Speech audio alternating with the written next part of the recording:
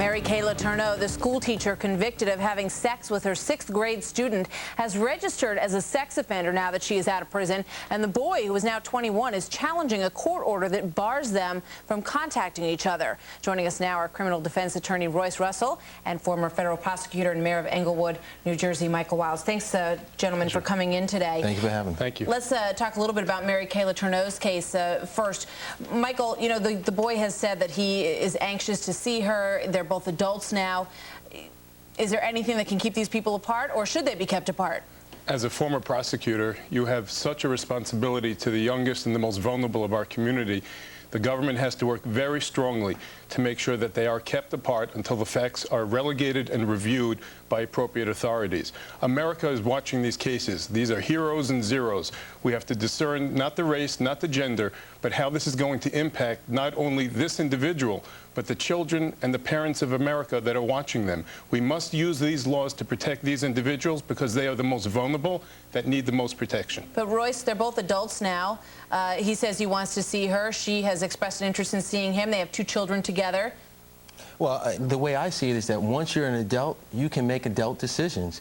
And as an adult, and he's also the victim, it's not as if she's saying, look, I definitely want to see him. The victim is saying, look, court, I am an adult. I had a relationship with this woman, and I want to see her. Why should I be forbidden from seeing her, given that I have reached the status of adulthood, and I am an adult, and I can act accordingly? But she's a child abuser that was repeatedly arrested, and in my opinion needs to be protected from general society, let alone a young man that made mistakes and may have either some kind of syndrome or psychiatry that has to be cured that won't be if he's reunited with her. Here's the problem. The problem becomes this, is that if she is required by law based upon registering and she cannot see him, that is one thing.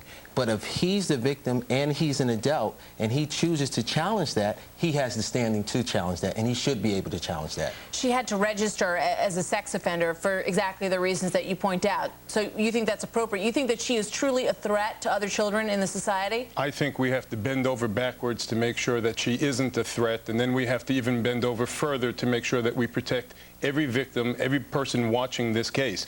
These sensationalistic cases are as much about the details in the prosecution as they are about protecting victims' rights.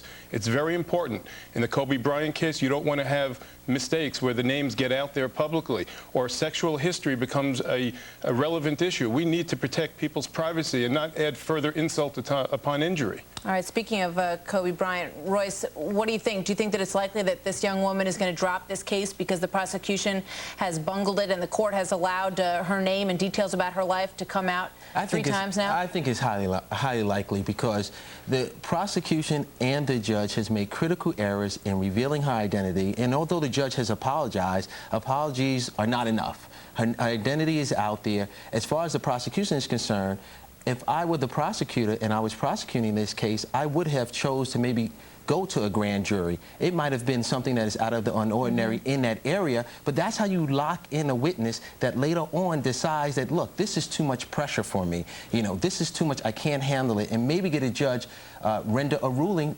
declaring that person unavailable. But given what we have at stake, death threats, the fact that she's been through so much, the fact that there's been an issue made about her compensation that she received as a victim of a crime, it is highly likely that she may not go forward. Michael, you think we're going to see a settlement? Would Kobe like to settle, or will that make him look guilty? I'd like to see the facts come out. I would hate to have anybody challenge her motive because she seeks a financial remuneration because the criminal case is thrown out. These cases need to be seen to its end. The judge has to protect the process, the jury has to see the facts, and America has to learn to keep our children away from child abusers and to look at our heroes and find out, are they zeros or are they being abused by a sensationalistic society? All right, Michael Wiles and Royce Russell, thanks, gentlemen. Pleasure. Good to have you with us. Appreciate it.